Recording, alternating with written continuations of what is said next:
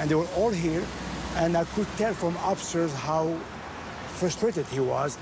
He was going like this to give room to the princess to get him. Was a bodyguard with them when they came in that first time? No. They were just alone getting out of a car? Exactly. I don't know if the bodyguard was still in the car, but they came from the car by themselves here. Do you have any sort of recollection of what time they first arrived here that day? After they went to the, I would say probably around 7:30. They spent probably an hour, hour and a half here. Having a glass of wine? Glass of wine, danced a little bit. They danced? Yes. Did the two of them were dancing in the apartment? Yes. What were they dancing to? I believe it was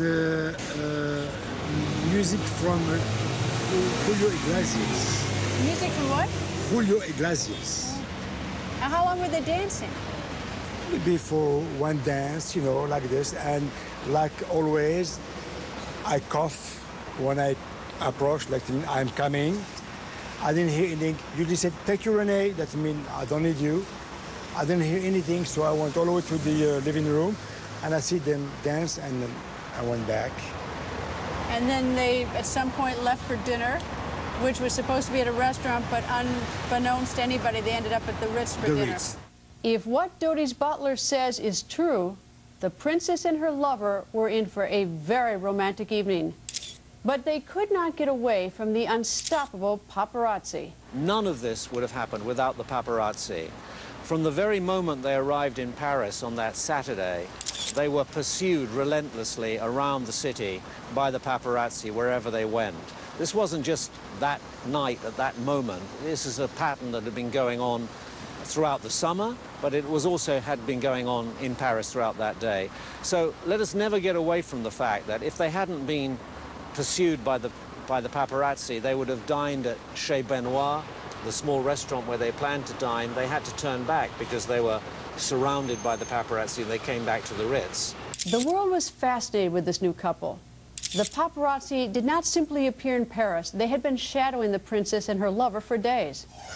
When you arrived in Paris on the 30th, were you even aware that Dodi Al-Fayed and Princess Diana were dating or had any kind of friendship or relationship? Oh, yeah. I mean, we were in England, I think it was 8 or 9 days prior, and I mean, that's all that everybody was talking about. It was back in the day where front page news, they were on his yacht in the Mediterranean. I mean, that's all that everybody was talking about. So much so that when we were in England and we were in London, we went to Harrods, and we met in Harrods this, I guess she was a shopkeeper who was looking to assist us, and somehow I think I happened to ask her, did Princess Diana and Dodi Al-Fayed ever, you know, come into the store, because people always say that that's, you know, they came there a lot because his father owned the store.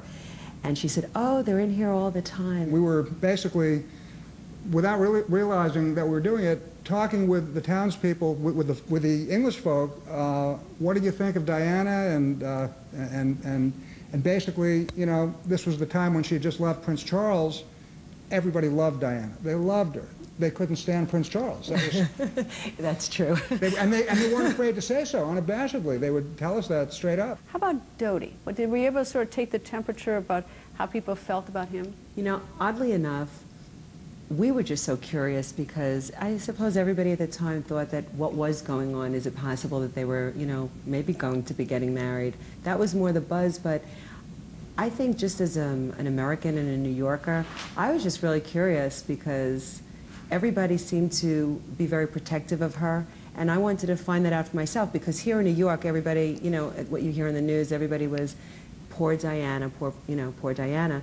But the truth of the matter is they loved Princess Diana. We spoke to strangers in the street, and everybody had just loving, kind things to say about her. People did think that they were possibly going to get married. I mean, there were definitely people talking about Dodi and Diana. No, there wasn't a single person, and I hate to say this, but there wasn't a single person that actually had, at that point, anything fond to say about Prince Charles.